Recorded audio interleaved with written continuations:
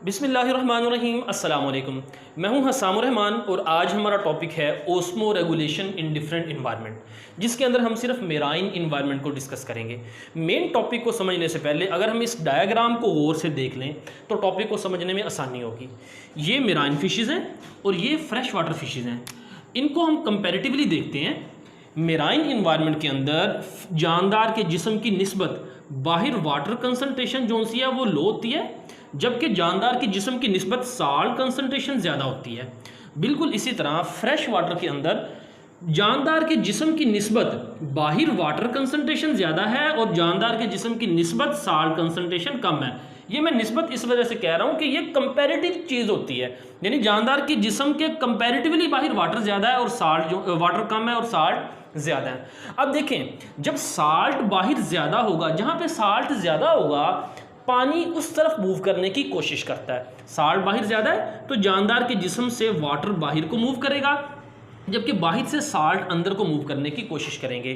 तो marine environment में जानदार के पास ऐसी अडेप्टेशंस होती हैं, ये कोशिश करता है ज़्यादा से ज़्यादा पानी को कंजर्व किया जाए, महफूज किया जाए, जिस्म में लाया जाए और साल्ट को बाहर निकाला जाए।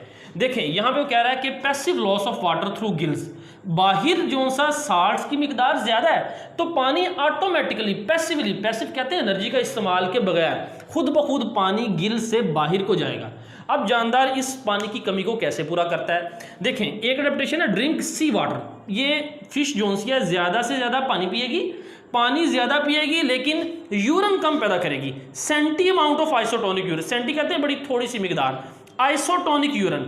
अब ये याद रखें, ये जो आइसोटोनिक यूरन है ये समुंदर के लिहाज से, सी वाटर के लिहाज से आइसोटोनिक है, लेकिन जानदार के जिस्म के लिहाज से वो हाइपरटोनिक होगा, यानी साल्ट कंसंट्रेशन उसमें ज़्यादा होंगी, यानी वो साल्टेड यूरन पैदा करेगी, ज़्यादा पानी पिएगी, मैक्सिमम पानी जिस्म में रिटेन करेगी और साल्टेड यूरन थोड़ी सी मिकदार में पैदा करेगी और वो उसमें क्या होगा, कंटेन सम साल्ट्स। इसी तरह वो क्या कर रहा है कि salts actively excreted by gills. अब जारी बात है, बाहर से जिस्म में साल्ट आ रहे हैं तो वो गिल्स के ज़रिए एक्टिवली एक्सक्रीट, एक्टिवली यानी एनर्जी का इस्तेमाल करके इसके गिल्स के पास साल्ट एक्सक्रीटिंग ग्लैंड है, जिनकी वजह से वो साल्ट बाहर निकालती है। इसी तरह फ्रेश वाटर इन्वायरमेंट में देखें, बाहर पानी ज़्यादा है, जिस्म में पानी कम है, तो ऑटोमेटिकली पैसिवली बाहर से पानी अंदर आ रहा है। ये पानी पीती नहीं है। Passive gain of water across body surface and through gills, gills के ज़रिए, जिस्म के ज़रिए पानी बाहर से अंदर आएगा। तो अब ये क्या करेगी, पानी को बाहर निकालने की कोशिश करेगी। ये डू नॉट ड्रिंक, ये पानी पीती नहीं है, पानी नहीं पिएगी। इसी तरह salts actively taken up by gills, जारी बात है इसमें साल्ट की कमी हो जाती है, बाहर साल्ट कम है तो जिस्म से साल्ट बाहर जाते हैं। जिस तरह ये साल्ट जोन से हैं ये बाहर को निकालती थी, ये साल्ट टेक करेगी, एक्टिवली टेक करेगी। ये एक्टिवली मेराइन इन्वायरमेंट में साल्ट्स जोन से वो एक्सक्रीट किए जाते हैं, यहाँ पे वो टेक करेगी। और इसी तरह लार्ज अमाउंट ऑफ हाइपोटोनिक यूरन, यानी ये ऐसा यूरन पैदा करेगी जिसमें पानी ज़्यादा से ज़्यादा रिमूव होगा, कंटेन लिटिल साल्ट्स और साल्ट्स कम से कम होंगे। अब हम आ जाते हैं मेराइन इन्वायरमेंट की तरफ। अब मेराइन इन्वायरमेंट में हम ओस्मो रेगुलेशन के हवाले से डिस्कस करेंगे। सबसे पहले हम बात करते हैं ओस्मो कन्फर्मर्स की। ओस्मो कन्फर्मर ऐसे जानदार होते हैं जो अपने जिस्म में साल्ट और वाटर की कंसंट्रेशन को मेंटेन नहीं करते। तो ओस्मो कन्फर्मर में सबसे पहले मेराइन इन्वर्टिब्रेट्स हैं। ये मेराइन इन्वर्टिब्रेट्स जो से होते हैं, जैसा कि अब कह रहे हैं लॉबस्टर, क्रैब्स, स्टारफिश वगैरह, ये क्या हैं, ओस्मो कन्फर्मर्स हैं। इसी तरह हैग फिशेस ये वर्टिब्रेट हैं, isotonic with surrounding sea water, यानी हैग फिशेस भी क्या हैं, ओस्मो कन्फर्मर्स हैं। ये अपने जिस्म में साल्ट और वाटर की कंसंट्रेशन को मेंटेन नहीं करते। जिस तरह की कंसंट्रेशन बाहर सी वाटर की होगी उसी तरह की साल्ट और वाटर की मिकदार इनके जिस्म के अंदर होगी। फिर हम देखते हैं कि आगे जो जानदार अपने जिस्म में साल्ट और वाटर कंसंट्रेशन को मेंटेन करते हैं, यानी ओस्मो रेगुलेटर्स। ओस्मो रेगुलेटर में सबसे पहले आ जाती हैं कार्टिलेजिनस फिशेस। अब ये कार्टिलेजिनस फिशेस याद रखें, इनका जो स्केलेटन है ना वो कार्टिलेज का बना होता है। जिस तरह बोनी फिशेस का स्केलेटन बोन का, हड्डी का, कंपैक्ट बोन का बना होता है, हड्डी का बना होता है, तो इनका जो स्केलेटन है वो मेनली कार्टिलेज का बना होता है।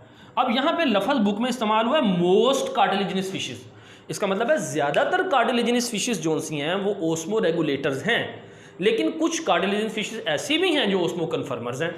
तो वो कह रहा है कि ये ज़्यादातर जो कार्टिलेजिनस फिशेस हैं वो maintain lower internal salt concentration than sea water.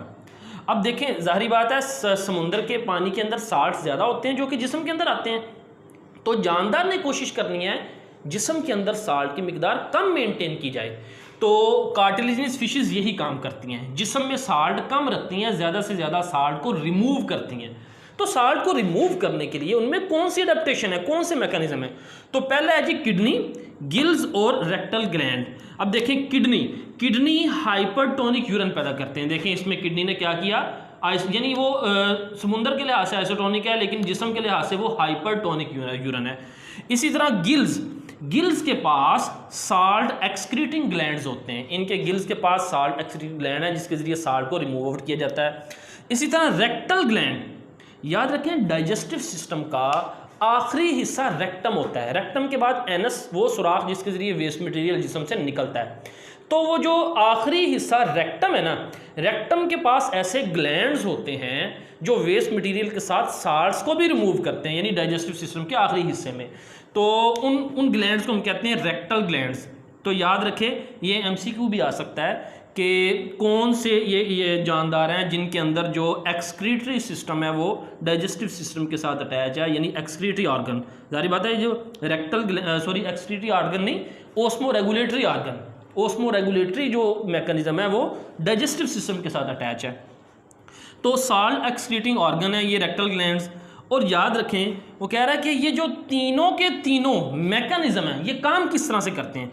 These employ active transport mechanism to remove salts against osmotic gradient.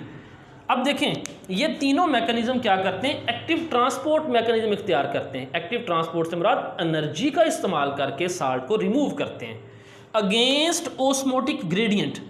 अब देखें, जहाँ पे ग्रेडियंट की बात आती है ना, तो उसका मतलब है ये दो मुख्तलिफ जगहों के ऊपर दो मुख्तलिफ चीज़ों की कंसनट्रेशन डिफरेंट है।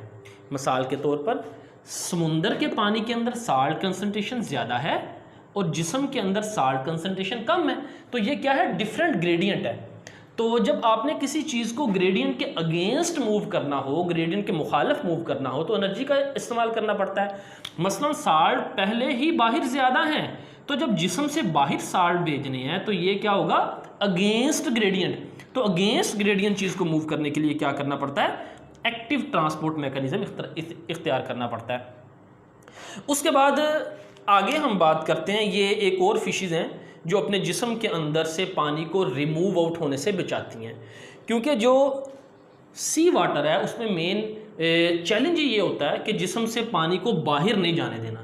अब याद रखें, जहाँ पे साल्ट कंसंट्रेशन ज़्यादा होगी ना, पानी उस तरफ मूव करेगा। मसलन देखें, ये फिश है, बाहर समुंदर का पानी है, बाहर साल्ट कंसंट्रेशन ज़्यादा है, तो जिस्म से पानी बाहर को जाने की कोशिश करेगा। अब इस मसले का हल इस फिश ने क्या किया, ये क्या करती हैं, ये अपने जिस्म के अंदर यूरिया की मिकदार बढ़ा लेती हैं। अब यूरिया क्या है, यूरिया सोल्यूट है, यानी आप कह रहे हैं एक किस्म का साल्ट का काम करता है। तो जिस्म के अंदर यूरिया की कंसंट्रेशन बहुत ज़्यादा कर लेती हैं, यूरिया की कंसंट्रेशन इतनी ज़्यादा कर लेती हैं कि बाहर जो साल्ट्स हैं उनकी निस्बत अंदर यूरिया की कंसंट्रेशन ज़्यादा होती है। अब क्या हुआ, बाहर जो साल्ट यानी सोल्यूट है उसकी निस्बत जिस्म के अंदर सोल्यूट की मिकदार ज़्यादा हो जाती है, और अब पानी उस तरफ मूव करेगा जहाँ पे सोल्यूट है, तो पानी जो सा है बाहर की बजाय जिस्म के अंदर ही रहता है, यानी जानदार का पानी बाहर जाने की बजाय अंदर ही रहता है, क्योंकि अंदर साल्ट की मिकदार यूरिया की शक्ल में बाहर की निस्बत ज़्यादा हो गई। लेकिन यहाँ पे इसका एक नुकसान है, यूरिया एक अब क्या लें नाइट्रोजनस वेस्ट मटेरियल है, ये जिस्म को नुकसान पहुँचा सकता है, ये टॉक्सिक है। तो इसके टॉक्सिक इफेक्ट को ज़ाइल करने के लिए ये फ़िश जिस्म के अंदर ट्राई मिथाइल अमाइन ऑक्साइड, ये केमिकल जो है इसको जिस्म के अंदर मेंटेन करती है, जिस्म के अंदर रखती है यूरिया के नुकसानदेह असरात से बचने के लिए। देखें जी, urea retaining marine fishes, low salt in the body fluid, यानी इनके जिस्म में साल्ट की मिकदार लो कैसे रखी जाती है, रेंडर दिस हाइपरटोनिक इन्वायरमेंट, यानी ये लो साल्ट रखते हैं और इस हाइपरटोनिक को ये रेंडर करते हैं, मेंटेन करते हैं। कैसे मेंटेन करते हैं, बाय रिटेनिंग यूरिया, जिस्म में यूरिया रख के। अब यूरिया नुकसानदेह है, उसके नुकसान के इफेक्ट को कैसे ख़त्म करना है, tri methyl amine oxide for protection against urea, urea के अगेंस्ट ये केमिकल इनको क्या देता है, प्रोटेक्शन देता है।